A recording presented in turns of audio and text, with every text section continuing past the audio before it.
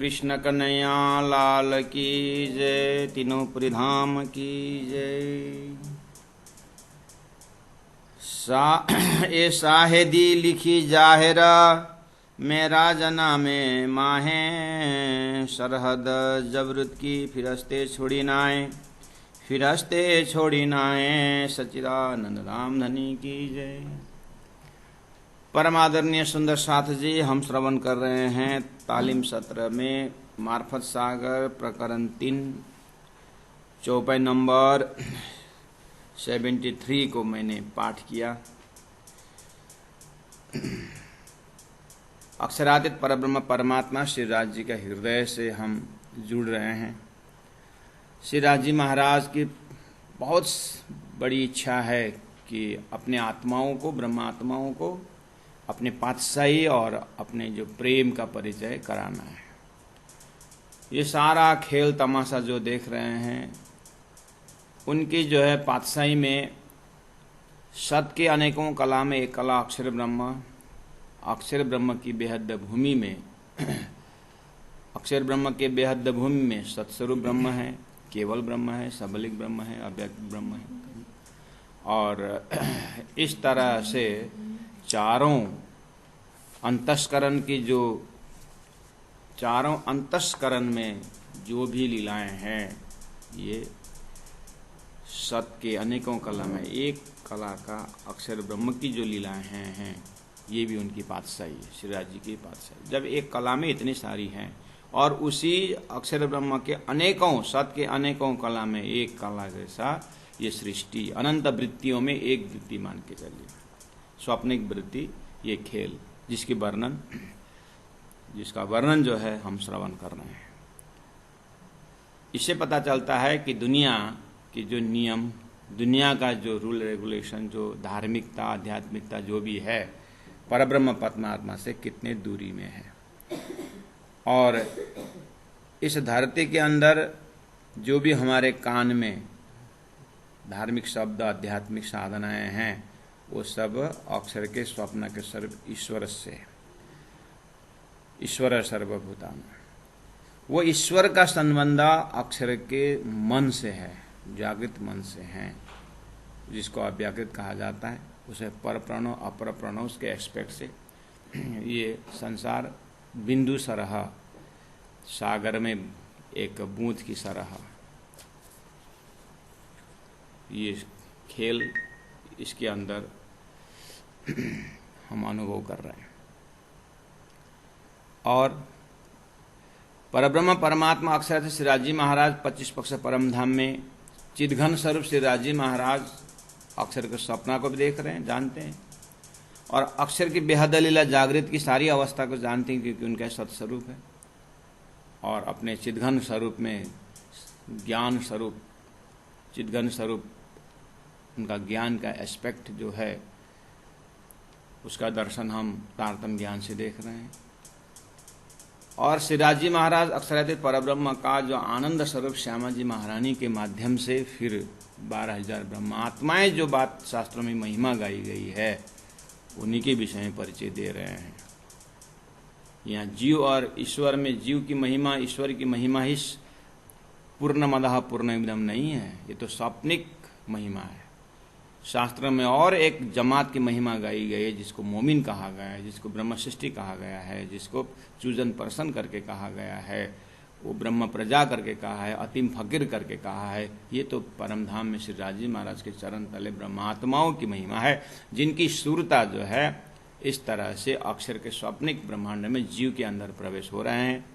और परब्रह्म परमात्मा के हृदय में उन ब्रह्मात्माओं को इस संसार के खेल का अनुभव कराते हुए, वियोग लीला कराते हुए संयोग की महिमा और श्री राज जी महाराज अपने प्रेम की महिमा जानकारी दे रहे हैं। सुंदर साथ जी, ऐसा प्रसंग से आप लोग हर रोज ओतप्रोत हो रहे हैं और इस चिंतन से आपके हृदय में न चाहते हुए भी एक कॉन्सेप्ट बैठ रहा है। इसी आधार पर तारतम्य का एक मेरुदंड मजबूत होता है। यही एक शास्त्रीय प्रणाली का है जो आप श्रवण कर रहे हैं। तो बहुत सौभाग्यशाली आत्माओं से अब मैं आग्रह करता हूँ चौपाई में आप अब इतनी कंसेप्ट से चौपाई में ध्यान देंगे तो आपको चौपाई से सारा कंसेप्ट दर्शन होता जाएगा। तो अब बात रही कि उस परब्रह्म परमात्मा को प्राप्त करने के लिए किन किन पैगंबरों ने कितना कोशिश की, अर्थात उन पैगंबरों के माध्यम से श्रीराज जी महाराज ने अपनी जो पातशाही का कितना अंश उन लोगों को जानकारी में दी, और उन ऋषियों के मुखारविंद से या अवतार बाद से परमात्मा साक्षात श्री कृष्ण के स्वरूप में होकर के एक दुआना शक्ति में होकर के ब्रजलीला, चाराना शक्ति में होकर के रासलीला और आठाना शक्ति में होकर के आरब के भूमि में शास्त्र प्रमाण ब्रह्म प्रमाण लेके आए, और 12 आना शक्ति से सदगुरु देवचंद्र जी महाराज में होकर के तारतम अवतरण कराए, और पूरी तरह 16 आना सत्ता में होकर के महामति प्राणनाथ जी के मुखारबिंद से तारतम ज्ञान धरती में अवतरण कराया। इस तरह से 5 बेर आए धनी मुझ कारण, 5 एक ही स्वरूप है। लेकिन श्रीराज जी महाराज अपने आत्माओं को हमको खेल दिखाओ न कहा जामति पहले पद हरिया श्रीराज जी महाराज ब्रह्मात्माओं को खेल में भेजने से पहले, सूरता को भेजने से पहले किस तरह से स्टेज तैयार करते हैं और किस तरह से सबके हृदय में श्रद्धा विश्वास चीज जो है प्रवेश करा के रखते हैं, और उसी श्रद्धा विश्वास के आधार पर शास्त्रों के ऊपर लिखा गया है कि परमात्मा तो विश्वास से प्राप्त होता है, परमात्मा भाव से प्राप्त होता है। ये सब कहते रहे, कहलाते रहे, और अब उसी फॉर्मेट में जो है ब्रह्मात्माओं को खेल में ले आए हैं। अब जितने भी परब्रह्म परमात्मा का धाम स्वरूप लीला की बात संकेत में थी, इन्हीं ब्रह्मात्माओं समझने लगे। तो कहते हैं ये शायद ही लिखी जाहिर, ये सारी परमधाम की बातें और ब्रह्मात्माओं खेल में आने की बातें साक्षी लिखी गई है प्रत्यक्ष, और कुरान में तो प्रत्यक्ष प्रमाण मेराज के प्रसंग में लिखा हुआ है। और मोहम्मद साहब कहते हैं कि उनकी जो जबरूती, उनकी जो फिरस्ता है, जब्राइल गया जबरूत अक्षर ब्रह्म के उस अक्षरधाम से उस पार जो है यमुना के तट तक पहुंचा, उसके बाद फिरस्ते छोड़ी ना है, उसके बाद उस जबरूत के अपने एरिया से बाहर नहीं जा सके। महामति प्राणनाथ जी ने बहुत सुंदर व्याख्या की। ये जो संकेत है ज्ञान के पंख में चढ़ के ब्रह्म निरूपण किया जाता है, वो ज्ञान का मजल, हकीकत का मजल अक्षरधाम की मजल है। आगे तो प्रेम का मजल है, आगे प्रेम से ही जाना जाता है, वो भाव से पकड़ा जाता है। अब यहाँ से होता तो सुराही का प्रेम है जो राजी महाराज स्वयं देंगे तो मिलने वाला है। इसीलिए ये पंख जलने का अर्थ है कि यहाँ से आगे ज्ञान का कोई ज्ञान संकेत करके अक्षरात परतः पर संकेत दे दिया है। अब आगे तो परमात्मा कृपा से रफ रफ के तखत में बैठ करके, अर्थात प्रेम के तखत में बैठ करके मोहम्मद साहब कहते मैंने जा करके खुदा से मैंने बात की। अब यहाँ पर मेराज के दर्शन में बहुत दलाली चलती है, उसमें मोहम्मद साहब का हकीकत का मजल जब प्राणनाथ जी देखते हैं तो बहुत सारी बातें हुई। सदगुरु देवचंद्र जी महाराज और दर्शन देने वाला स्वरूप से बातचीत, आरब के भूमि में पहला दर्शन में भी बातचीत हुई है। भोजनगर में श्रीमद् भागवत के चिंतन करते हुए अखंड गौलोक के दर्शन में भी बातचीत हुई है। अखंड गौलोक में श्री कृष्ण जी और देवचंद्र जी महाराज के बीच में भी बातचीत हुई है, उसको मजकूर बोलते हैं। और तीसरा दर्शन में सदगुरु से देवचंद्र जी महाराज और दर्शन देने का स्वरूप से प्रश्न उत्तरी हुई है। ये सब आप विश्वास के आधार पर ही तो ग्रहण कर रहे हैं। परमात्मा श्री कृष्ण और अर्जुन की भी बात हुई है कि महाभारत के युद्ध के बीच में। ऐसे शास्त्र में कितने संवाद है, सब विश्वास के कारण तो कर रहे हैं। क्या आप कृष्ण और अर्जुन जब बातचीत कर रहे थे गीता ज्ञान के, क्या आप लोग उपस्थित थे? हम उपस्थित थे? नहीं थे ना। लेकिन विश्वास करीने दौड़े जेहा तारतम फल ले से थे। कितने सारे संवाद हैं, बस मोहम्मद साहब और खुदा के बीच में संवाद हुआ है। आठाना शक्ति लेकर के श्री राजी महाराज का स्वरूप ही, शक्ति ही, सत्ता ही मोहम्मद के अंदर होकर के धरती को प्रेरित कर रहे हैं कि मैं जब 16 आना शक्ति 12 आना शक्ति होकर के मैं श्यामा जी सत्ता और मैं स्वयं जब आऊँ उस समय मैं संपूर्ण ज्ञान दूंगा, सृष्टि के विषय में, मेरे धाम के विषय में, लेकिन थोड़ा थोड़ा सीढ़ी तो चढ़ते रहो। तो मोहम्मद साहब से बातचीत होती है। मोहम्मद साहब कहते हैं कि मैंने जुल्फ़िकार अमृत स्वरूप देखा, जुए देखा, हाउस देखा, और बहुत सारे बगीचाओं को देखा, सुंदर सुंदर बाग देखा, और खुदा से मेरी बातचीत हुई। खुदा ने कहा कि तुम अपने कौम को, अपने जाति को, तुम्हारे ऊपर विश्वास रखने वालों को तुम जो है इतनी सी बात देना, और 100 बार, दिन में 100 बार नमाज कराना। और दिन में 100 बार नमाज के विषय में मोहम्मद साहब बहुत दलाली करते हैं। 100 बार नहीं हो पाएगा। अपने कार्य करें, अपने दिनचर्या करेंगे, आपकी भक्ति करें, 100 बार नमाज हो ही नहीं सकता।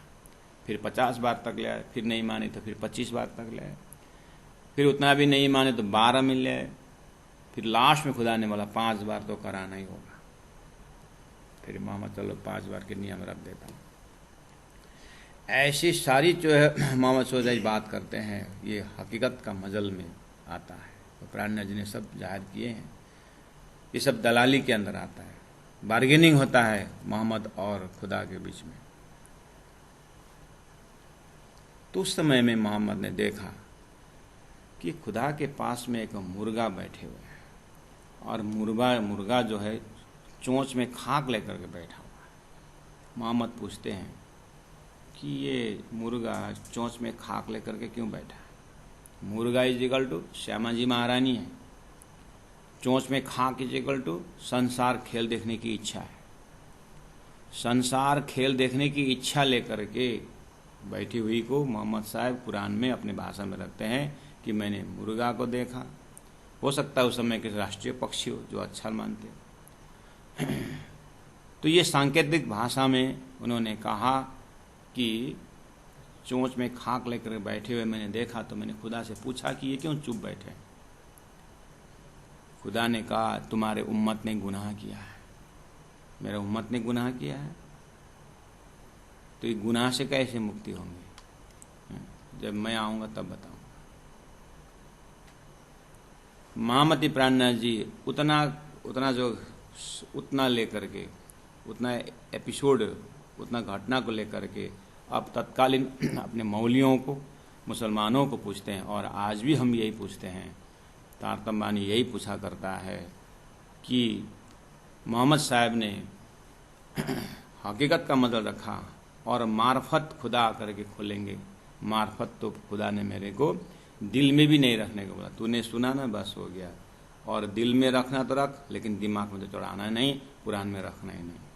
सुना मैंने 90,000, रखने को कहा 60,000, 30,000 मार्फत कहाँ गया? तो 10वीं 11वीं 12वीं सदी में आकर के खुदा स्वयं आएंगे, उस समय मैं भी रहूँगा। तो ये सारी बातें जो है प्राणनाथ जी महापुरुषों से एक गुनाह शब्द उठाया। इतनी महिमावान मोमिन ब्रह्मात्मा मोहम्मद साहब स्वयं महिमा गाते हैं कि ऐसा सुंदर ब्रह्मधाम में मैंने खुदा के आत्मा को, रूहों को देखा, और रूहें चुपचाप बैठे। पूछने पर कहा गुनाह किया। बस वो आके रख दिया, शब्द वैसा है। मोहम्मद साहब स्वयं कंफ्यूज हो गए कि गुनाह क्या है। अब वो तड़पते रहे, कितने बार चढ़ उतर कर, कितने बार पूछते हैं, खुदा ने नहीं बताया। मैं बताऊंगा, लेकिन 1000 साल बाद, 11वीं सदी में। महामती प्राण से उसी चीज को बोल रहे हैं। अब सुन, वो गुनाह क्या चीज है। एक तो तुम्हारा जब्राइल को बहुत बड़ी शक्ति मानते हो तुम, और जब्राइल तो खुदा के पास जा नहीं सका। वो तो नूर तजल्ली से, हो तो मेरा पंख जलाता है, मेरा पग जलाता है, आगे बढ़ा नहीं। और परमात्मा के ही कृपा से मोहम्मद गए, खुदा से बात की, और उन्होंने वहाँ पर खुदा ने कहा तुम्हारा उम्मत ने गुनाह किया, तुम्हारा जमात ने गुनाह किया है। तो ये गुनाह क्या है? गुनाह तो और बड़ा हो गया। जहाँ जब्राइल नहीं जा सका वहाँ गुनाह पहुँचा, तो हे मुसलमानों, गुनाह गुनाह गुनाह गुनाह करके क्यों नहीं जपते हो? क्योंकि जहाँ मोहम्मद नहीं पहुंचा तो गुनाह पहुंचा ना। तुम्हारे दिमाग में गुनाह मतलब पाप तो इतना बड़ा पाप है कि खुदा के घर में पाप, तो तुम पाप पाप जप करो ना, क्यों जबरल जबरल जप करते हो? खुदा के पास में पाप बैठा हुआ है तो पाप ही सबसे बड़ा है, गुनाह सबसे बड़ा है वो। फिर नफरत क्यों करते गुनाह से? गुनाह तो वहां पहुंचा हुआ है। तो लोग घबराए वहां पर। तो कुरान में नहीं है तो बताओ है? तो प्राणनाथ जी अब खोल रहे हैं, देखो गुनाह, तुम्हारे उम्मत में गुनाह क्या है? मतलब खेल मांगने की इच्छा जो की है, इच्छा के कारण, अपने इच्छा के कारण ये चुप बैठे हुए हैं। तुम्हारा उम्मत अर्थात श्यामा जी का उम्मत है। श्यामा जी सत्ता है, श्यामा जी सत्ता को प्रमाण के लिए भेजा और अपने सत्ता को खींचते हुए फिर उन्होंने आगे अपनी सत्ता को, रूहों को लेके गए।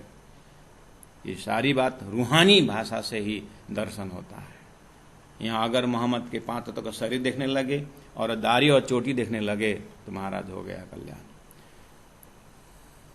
जाति भेष भूषा हाबी जाबी ये सब तो जो है स्वर्ग वैकुंठ में भी लागू नहीं होता है, और धरती के निराकारवादी में भी ये यहाँ का जे लागू नहीं होता है, और वेदों के लिए ही कहा अपरुष्य कहा गया है। तो प्यारे सुंदर साथ जी, ये सिर्फ अक्षरातीत परब्रह्म परमात्मा की जो एक प्रोग्राम है, उस प्रोग्राम के अंदर जब हम ब्रह्मलीला के अंदर लेते हैं तब जाकर के ही ये हमारे मन मस्तिष्क इस प्रसंग को स्वीकार करता है। और ना भी करे तो भी राज्य को या सिद्धांत का कोई नुकसान नहीं पड़ता है, वो बस अपने अपने अंकुर से आनंद लेने का होता है। तो ये सब अभी तक जो मैंने आपके कान में जो भी हमने प्रसंग डाला है वो चौपाई नंबर 74 की भूमिका है। 74 में कहा गुनाह पहुंचा तीना अरस में। बस अरस शब्द देखिए कुरान में, अरस आजी मतलब सर्वोत्तम धाम। जैसे वैदिक में स्वर्ग से ऊपर वैकुंठ धाम, वैकुंठ धाम ऊपर जाकर नारायण का धाम, नारायण के धाम से ऊपर जाकर के अव्यक्त सबलिक और केवल धाम, सत्स्वरूप धाम, कितने सारे धाम है, और लास्ट में अक्षय धाम है। अक्षय धाम से उस पार परम धाम, उसको कुरान में अरस आजी में कहा है। तो ऐसा उत्तम पुरुष के धाम में पाप पहुंचा, गुनाह पहुंचा, जिसको कार्यकारण महाकारण आपको मैंने अभी भी बताया, लेकिन प्राणनाथ जी ने आगे पीछे बताए होंगे, आगे पीछे बताए, लेकिन इस प्रसंग में इतना प्रसंग उठा है। ये मार्फती शब्द है, सनंद ग्रंथ में खुलासा ग्रंथ है, बहुत मेहनत कर चुके हैं। मार्फत में बस इतना ही हमें रिमाइंड करा रहे हैं कि ऐसे ब्रह्मधाम में गुनाह पहुंचा, उतने शब्दों में हृदय में पूरा तारतम का, सृष्टि का, कुरान पुराण का इंसाइक्लोपीडिया अपने हृदय में देखना पड़ता है। इसी का नाम मार्फत है। गुनाह पहुंचा तीना अरस में, ऐसे उत्तम पुरुष के धाम में गुनाह पहुंचा।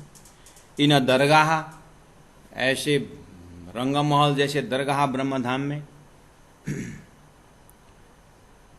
रूहन, इन रूहों के बीच में, इन दरगाह रूहन, ऐसे परमधाम ब्रह्मधाम के बीच में गुनाह पहुंचा।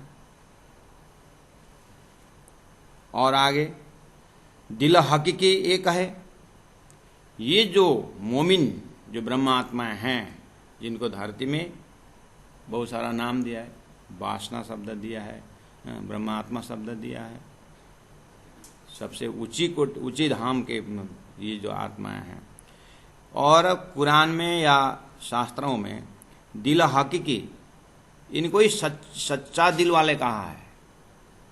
जीव जो सपना के, उसमें तो सच्चा दिल है ही नहीं ना, वो दिल ही झूठा है, वो दिल ही जो है सपनिक है, तो कैसे हम वहां पर सच्चाई होता है।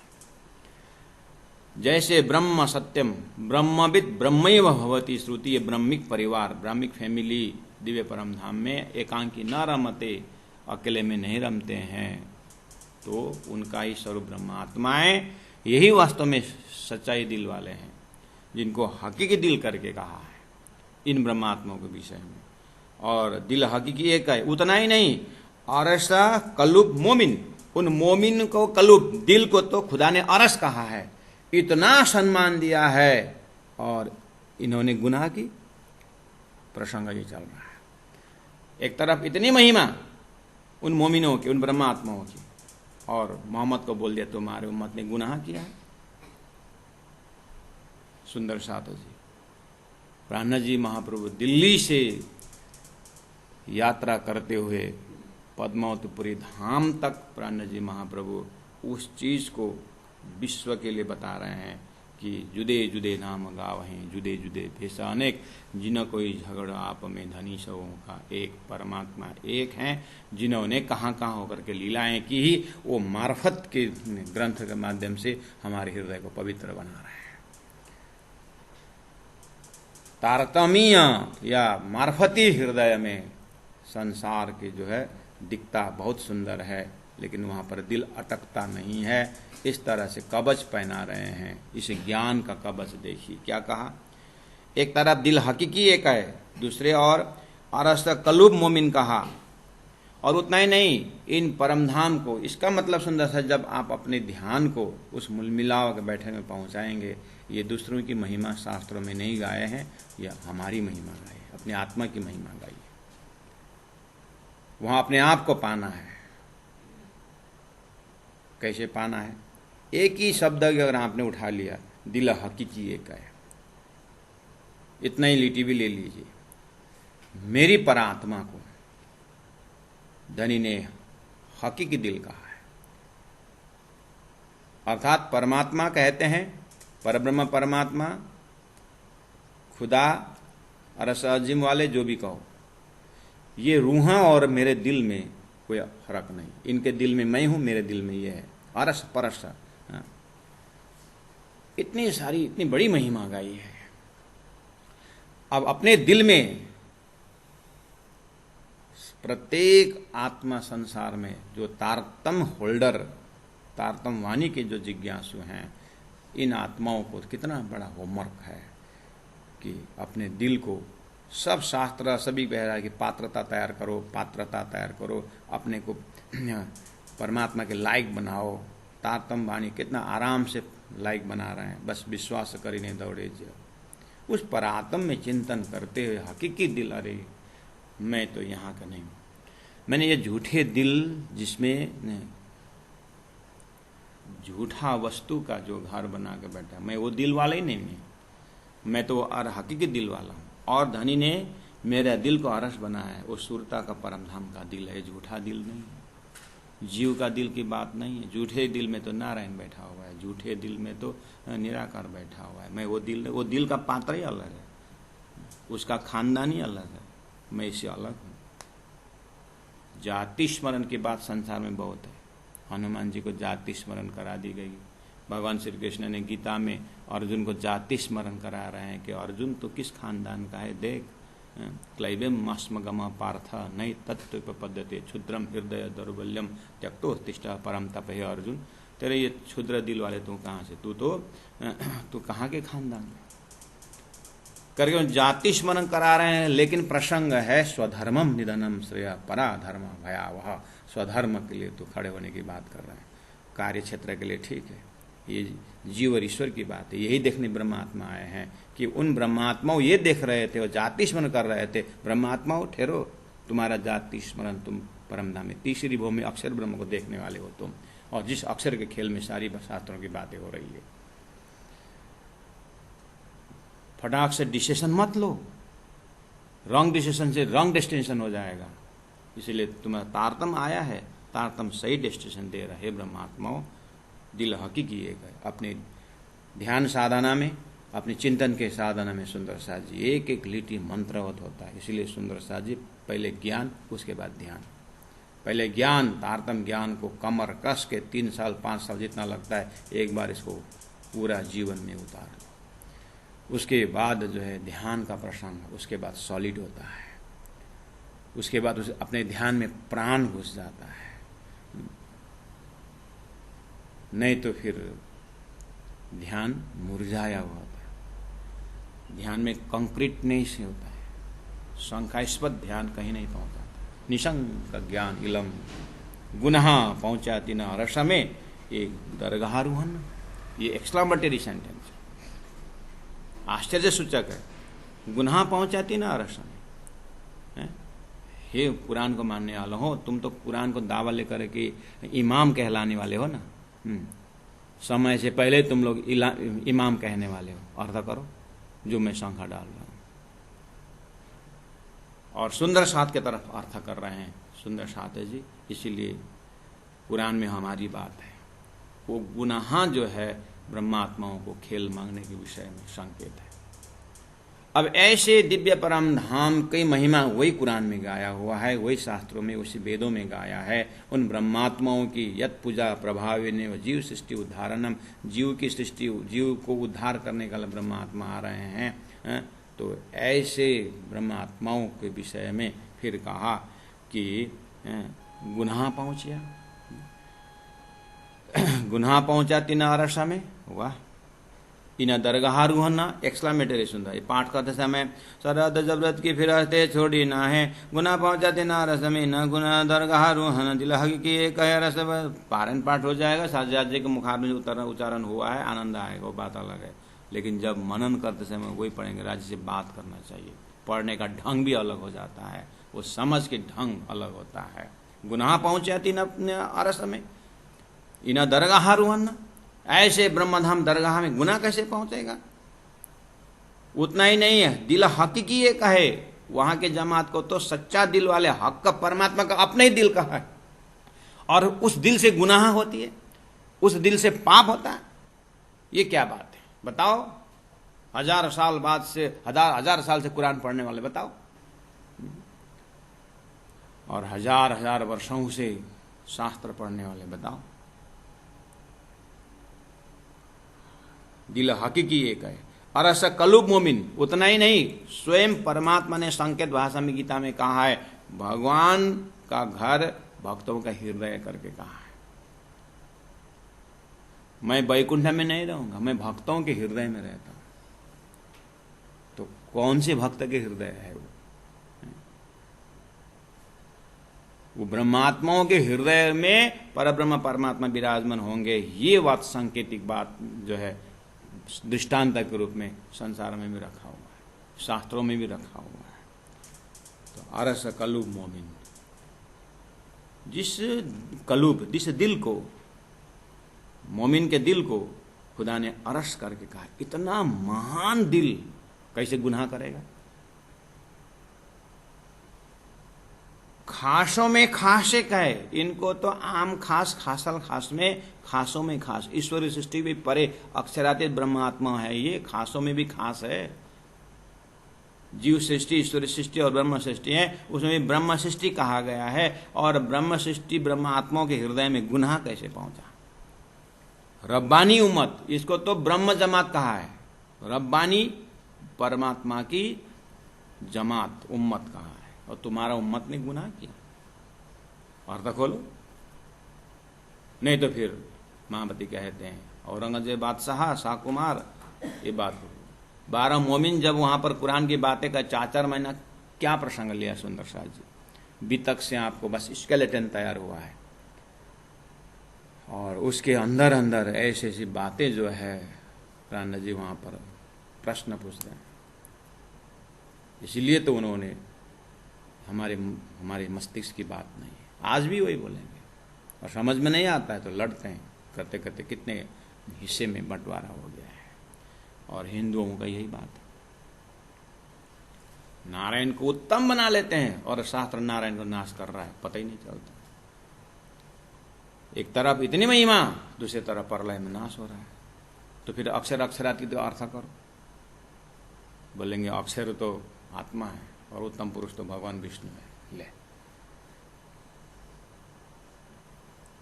इसलिए धनी ने कहा एते दिन त्रिलोका में होती जो बुद्ध सुपन। खासों में खासे कहे, रब्बानी उम्मत कहा। खिलवत हक हादी रूहें, वो खिलवत उस ब्रह्मधाम रंगमहल मूल मिलावा, वहां पर हक राज श्यामा जी, हादी श्यामा जी, रूहें 12,000 ब्रह्मात्माओं का राज श्यामा जी का स्थान में अरस हक वाहिदत, वो परम धाम हक वाहिदत, वो सब एक दिली का है और वो अद्वैत है। शास्त्रों में अद्वैत शब्द दिया हुआ है। ऐसे ब्रह्म धाम में गुनाह पहुंचा। कया हदीसों आयतों द्वारा न खोलिया कि न। इसलिए तो प्राण जी कहते हैं ये जो जितने भी परमात्मा इति उदाहरित, गीता में जो इति शब्द है उसका अर्थ नहीं खुला। अगर इति शब्द का अर्थ खुला होता तो दुनिया क्यों आज क्षर पुरुष संसार को ही पूजा करते, आग पानी पत्थर क्यों पूजते और नहीं तो उसको देवी देवता क्यों पूजते। इति शब्द का अर्थ खुला होता तो प्राण जी कहते वही तो मार्फत है, वही तो बेहद में जाने का दरवाजा है, वही खोलने के लिए तो बुद्ध अवतार आने की बात कही है। बुद्ध अवतार तलवार लेके आएगा, कोई लड़ाई नहीं करेगा। पहला वाला आता था और पापियों को नाश करके करता था। अभी 28वें कलयुग में आने बुद्ध अवतार तो ब्रह्मा विष्णु महेश को भी पार लगाने वाला है। कैसे लगाएगा? ऐसा लगाएगा। देखो क्या बोले, कया हदीसों आयतों में, वेदों में और उपनिषदों में कहा गया है, आयतों में कहा गया है द्वार न खोलिया कि न। अक्षरातीत परम धाम जाने के दरवाजा अब तक किसी ने खोला ही नहीं। अर्थात दिव्य परम धाम से हम परात्म स्वरूप में देखिए ब्रह्म आत्माओं को राज्य ने अपने पास रखते हुए सुरता से खेल दिखा रहे हैं और शास्त्रों द्वारा कर्म की शिक्षा दी, उपासना की शिक्षा दी और ज्ञान के लिए संकेत कर दिया कि दिव्यो हुई अमूर्त पुरुषः बाह्य अभ्यंतर यमना शुभ्रय अक्षरात् पर चिदादित्यम किशोरांगम परे धामनि विराजितम।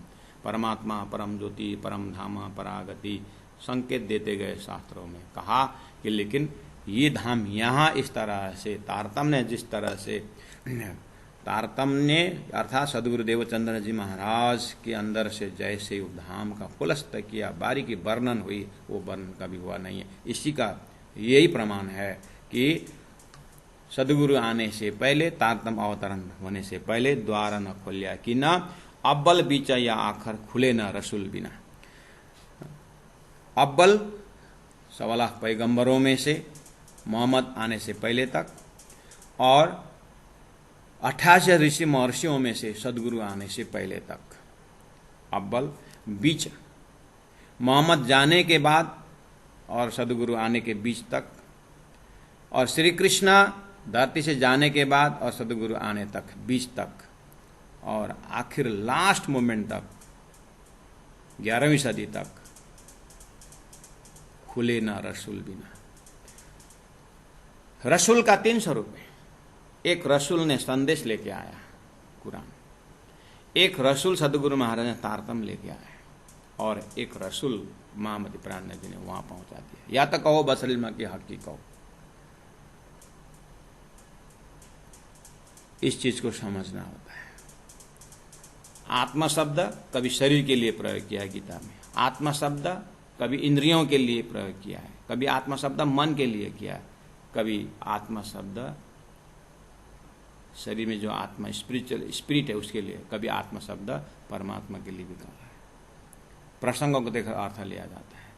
ऐसे ही रसूल शब्द भी खाली रसूल करके खाली मोहम्मद नहीं है। रसूल जो है मोहम्मद भी है और अन्य पत्र वाहक को भी रसूल कहा जाता है। ऋषि 88,000 ही ऐसा नहीं हो तो एक कैलकुलेशन दिया हुआ है। जो परमात्मा को दिव्य दृष्टि से देखता है उसको ऋषि कहा जाता है। इसीलिए कहा कि अव्वल बीच या आखिर खुले न रसूल बिना। अगर 1.25 लाख पैगंबरों में देखना हो तो मोहम्मद साहब के बिना खुदा का दर्शन किसी ने किया ही नहीं, और उनके बिना रसूल ने ही आखिर में आने की भविष्यवाणी कही। और सदगुरु देवचंद्र जी रसूल के बिना परब्रह्म परमात्मा का धाम को किसी ने देखा ही नहीं, और रसूल महामती प्राण जी के बिना उस परम धाम का वर्णन डिटेल में किसी ने किया ही नहीं।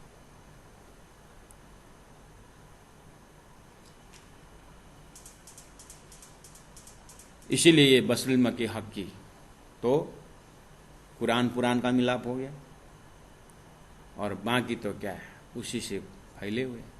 वेद भी आ गए सदगुरु माध्यम से, और कुरान भी आ गया रसूल मोहम्मद के माध्यम से, और दोनों को लेकर चलने वाले महामती प्राण जी के पास तारतम वाणी में दोनों आ गया। इसका मतलब तारतम वाणी के बिना खुले ना परम धाम।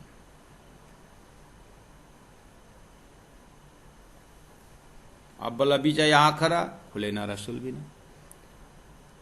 तो अब मोहम्मद साहब ने भी जिनको भविष्य बोला, तो यहाँ पर सीधा सीधा आप अब इतना मंथन करने के बाद आप इस चौपाई को कंक्लूजन कर सकते हैं कैसे कि अव्वल बीच और आखिर। मोहम्मद के ज़माने में अव्वल में भी नहीं खुला, श्री कृष्ण के ज़माने ब्रजरास में भी अव्वल में भी परम धाम के विषय खुला नहीं, और बीच मोहम्मद के समय में भी पूरी तरह नहीं खुला। सदगुरु महाराज के समय में भी परम धाम जाहिर हुआ, वर्णन हुआ, लेकिन तारतम वाणी की तरह नहीं खुला। इसलिए अब रसूल महामती प्राणनाथ जी के द्वारा संपूर्ण तारतम वाणी में अवतरण हुआ। इस तरह से आप हृदय में कंक्लूजन कर सकते हैं। आइए चौपाई नंबर 77 में चलते हैं। जंजीरा द्वारा भिस्तकी अव्वल खोले मोहम्मद, दिल साफ करो ए देख के ए हदीस शाहिद। दिल साफ करो क्यों बोल रहे हैं? दिल को क्या साफ करना है?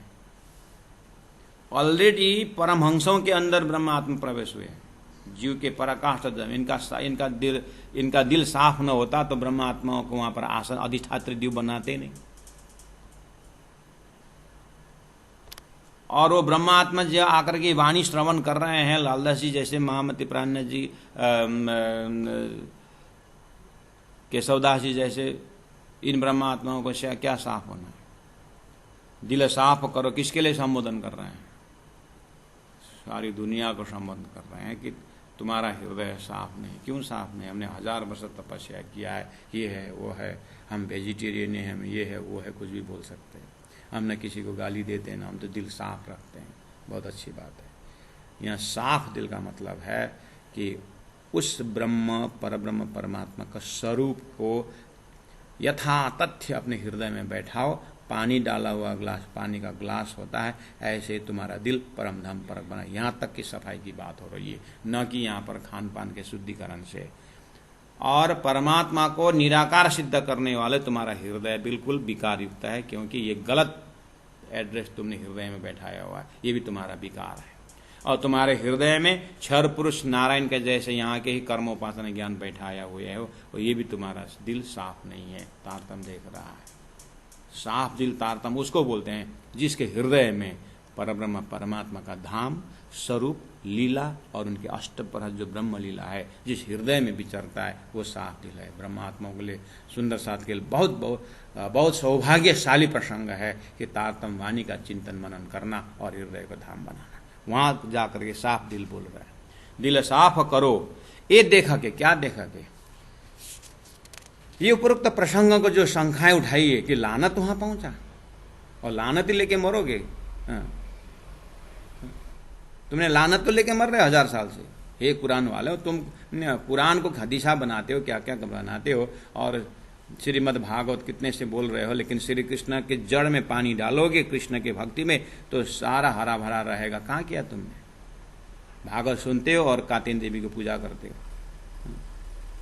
दिल साफ है तुम्हारा? जिन्होंने अपने धाम को संकेत करने के लिए भूमिका की तरह बनाते हुए आए और उनकी बात तो सुनी नहीं, मोहम्मद के वचन में तो विश्वास नहीं किया, ऋषियों के सुखदेव व्यास के वचन में तो विश्वास नहीं किया, उनका अंदर का भाव तो समझे नहीं, और सिर में पुस्तक लेकर बोलते हम हिंदू हैं, हम हमारा गुरु वेद व्यास जी हमारे सुखदेव महाराज है। कहा ना माना तुमने?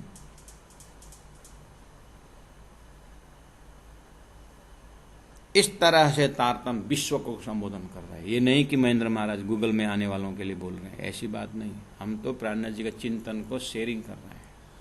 प्राणनाथ जी इस प्रसंग से, इस वाणी के माध्यम से विश्व को जगा रहे हैं।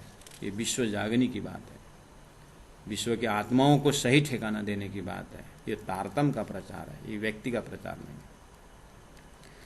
परब्रह्म परमात्मा के स्वरूप धाम की उजागर करने का विषय है। तो कहा साफ करो, दिल साफ करो, ये देखा के ले हदीस शाहिद। चाहे कुरान की साक्षी लो, चाहे पुराण की साक्षी लो, लेकिन दिल को साफ करो। कैसे करें? पहला लिटी में आ रहा हूं फिर। जंजीर द्वारा विस्तकी। जंजीर का अर्थ होता है कड़ियां। चेन का जो खंड खंड जो तो जंजीरा, जो आंटी हैं, जो श्रृंखलाएं हैं, जो उसका स्टेप बाय स्टेप समझने का जो तरीका है कि हकीकत का मतलब कहाँ से कहाँ तक दिया है, क्यों दिया है, फिर उसको क्यों मनसूख किया है, फिर आगे उपासना है, फिर उसको आगे मनसूख किया, एक कड़ी मिला करके जो तारतम करता है। अंजीर, जंजीर जो है द्वार विष्ट की, विष्ट मतलब घर, एक अखंड परमधाम ब्रह्मधाम और अक्षरधाम सृष्टि होने से पहले भी था, अभी भी है, बाद में रहेगा। वो एक अखंड धाम शुद्ध साकार सिद्धांत द्वारा, शुद्ध साकार परादशा प्रेम लक्षणा भक्ति का जो लक्ष्य रूपी धाम है, वो भी एक विष्ट है। और उन ब्रह्मात्माओं उसी धाम से आकर के धरती के जीवों को नया विष्ट बना के दिया हुआ है। 8 विष्ट अक्षर के अंतस्करण में वो भी विष्ट है, लेकिन द्वार तो खोलना पड़ेगा।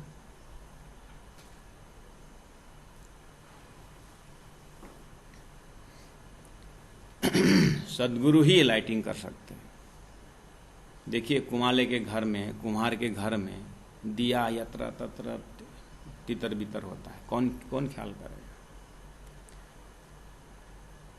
आगे पीछे सब दिया पड़ा हुआ होता है, और उसी दिया में से किसी ने खरीद लिया और साफ सफाई करके उसको सीधा किया, उसके तेल डाला, दिया डाला, उसका लाइटिंग जो है उसको तो ऊपर से करना पड़ेगा। दिया का सजावट जरूर होता है, तेल भी डाला जाएगा, उसे शिखा भी बनाया जाएगा, सब तैयार, लेकिन लाइटिंग कौन करेगा? ऐसे ही शास्त्र वेद पुराण पुराण द्वारा जीवों को शरीर रूपी दिया तन दीपक मना ज्योति करूं प्रेम घृत लवलाय। अब शोभा लख श्री राज्य की शोभा का वर्णन करके उस हृदय में लाइटिंग करना, ये तो सदगुरु का काम है।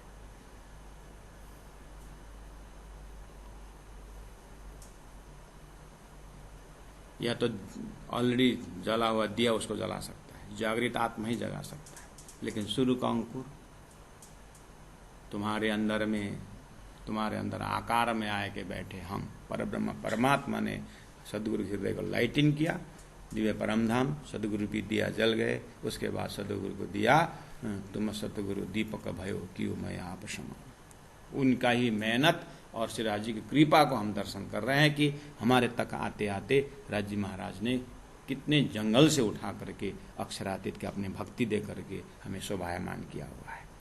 उसको बोलते हैं जंजीर द्वारा विष्ट की।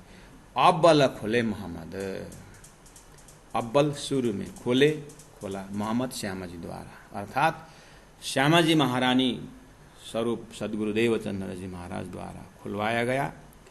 अब ये सारा अभी तक श्री राज जी महाराज के तीसरी भूम से लेकर के मूलमिलावा तक रख करके अक्षर द्वारा खेल बनने के विषय में जीव सृष्टि को बना करके उस उत्तम जीव में अपने सूरता को प्रवेश करा करके आप सब देखते हुए दिल साफ करो।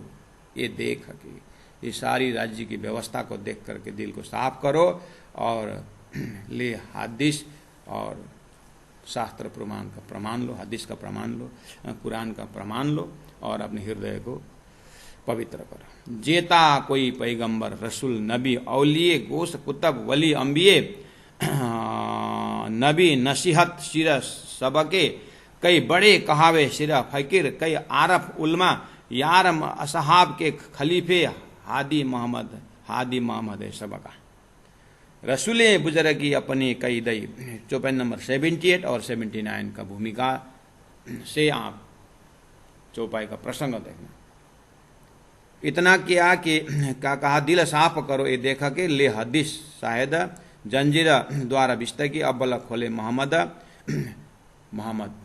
अर्थात श्यामा जी महारानी सदगुरु देवचंद्र जी महाराज द्वारा अपनी अलादिनी शक्ति को माध्यम बना करके परब्रह्म परमात्मा ने पूरा विश्व जागनी का प्रत्येक आत्माओं का कल्याण का ज्ञान जो है तारतम्य ज्ञान रख दिया है। अब क्या करो, कहते हैं वो श्यामा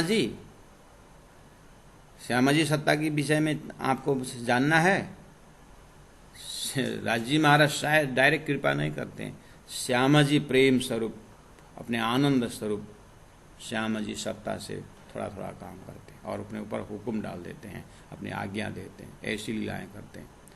अपने 7 अंश द्वारा तो अक्षर खेल बना ही दिया है, और 7 अंश द्वारा तो वेद शास्त्रों को, उपनिषद को ले ही है। और उसमें जो अपनी जो परिचय है श्यामा जी मुखारविंद से करवाया है।